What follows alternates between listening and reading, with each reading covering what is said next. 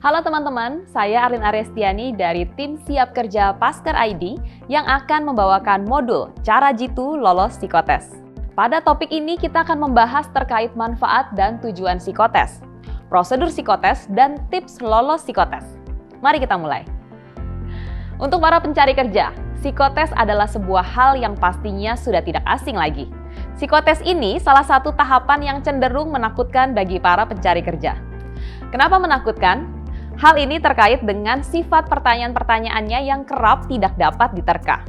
Bahkan tidak ada soal dalam tes yang dapat dijawab secara ilmiah. Maka dari itulah kebanyakan pelamar kerja khawatir tahapan ini. Hasil psikotes yang buruk dapat mempengaruhi keseluruhan penilaian mereka sebagai kandidat dalam pekerjaan tersebut. Jadi penting bagi kita untuk mengetahui seluk-beluk psikotes dimulai dari pengertiannya terlebih dahulu. Selain itu, Anda juga perlu mengetahui apa pentingnya tes tersebut dalam sebuah proses rekrutmen. Apa saja yang perlu dipersiapkan sebelum mengikuti prosedur tes. Mari kita bahas terkait pengertian dan manfaat dari psikotes. Psikotes adalah sebuah tahapan yang diperlukan rekruter sebagai aspek tambahan penilaian seorang kandidat. Biasanya tes akan dilakukan setelah seorang kandidat ini telah lolos dari beberapa jenis wawancara. Psikotes sifatnya sangat penting untuk mengetahui pola perilaku, pola pikir, serta karakteristik atau sifat seorang kandidat. Di dalam dunia kerja, hal tersebut sangatlah penting di samping skill atau wawasan. Sifat psikologi seseorang akan mempengaruhi kualitasnya dalam bekerja, terutama saat bekerja di dalam tim. Meskipun demikian, tes satu ini juga memiliki sejumlah manfaat. Berikut manfaatnya. Pertama, sebagai tolak ukur kecerdasan. Bentuk kecerdasan yang dapat diukur melalui psikotes adalah kecerdasan intelijensi atau IQ dan kecerdasan emosional atau EQ. Hal ini dikarenakan ada beberapa kasus. Seorang kandidat yang nantinya akan menjadi karyawan diharapkan memiliki paduan kecerdasan intelijensi dan emosi yang seimbang. Dalam hal ini, psikotes kerja akan membantu rekruter untuk mengetahui paduan tingkat IQ dan EQ seseorang. Dengan begitu, mereka akan mendapatkan gambaran bagaimana performa kandidat nantinya pada saat di tempat kerja. Kedua, mengenali perilaku dan kepribadian. Dengan adanya psikotes, rekruter bisa menggali kepribadian kandidat secara lebih dalam. Hasilnya, mereka bisa memiliki gambaran jelas tentang pola perilaku dan kepribadian kandidat tersebut nantinya di tempat kerja. Ketiga, mengetahui sifat kejiwaan. Manfaat berikutnya dari psikotes untuk para rekruter adalah mengetahui sifat kejiwaan seorang kandidat. Kondisi kejiwaan seseorang sangat penting untuk diketahui, terutama dalam penilaian seseorang kandidat pelamar kerja.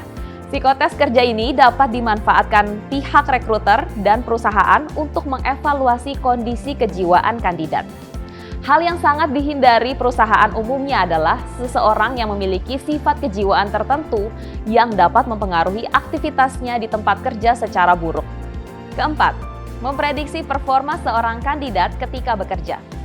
Psikotes sejatinya adalah sebuah tes yang dapat memberikan gambaran mengenai performa seorang kandidat nantinya ketika ia mulai bekerja.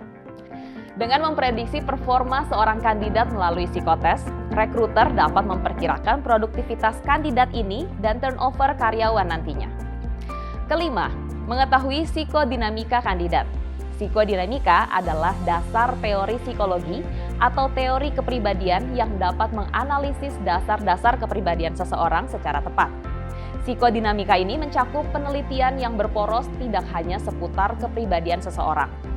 Hal ini juga meliputi perasaan dan emosi mereka, terutama dalam menghadapi suatu masalah atau tantangan. Lalu bagaimana prosedur psikotes? Secara umum, psikotes terbagi ke dalam beberapa tahapan berikut ini.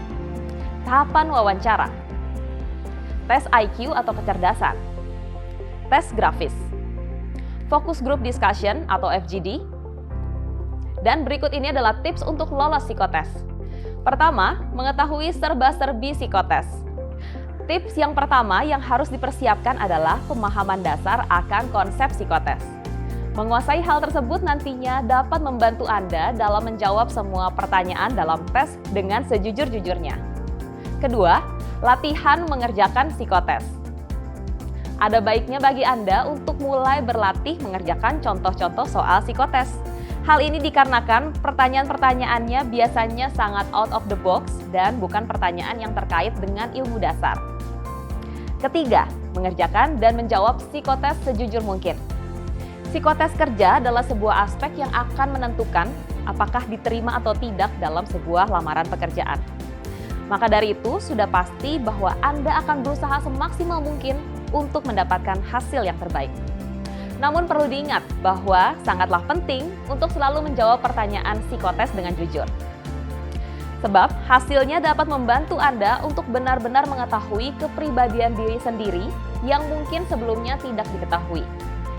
Keempat, mempersiapkan mental dan fisik. Pada beberapa kasus, kandidat yang mengetahui akan mengikuti psikotes kerja pasti merasa cemas dan kurang percaya diri. Untuk itu, ada perlunya untuk mempersiapkan mental dan fisik dan menjaganya agar tetap prima.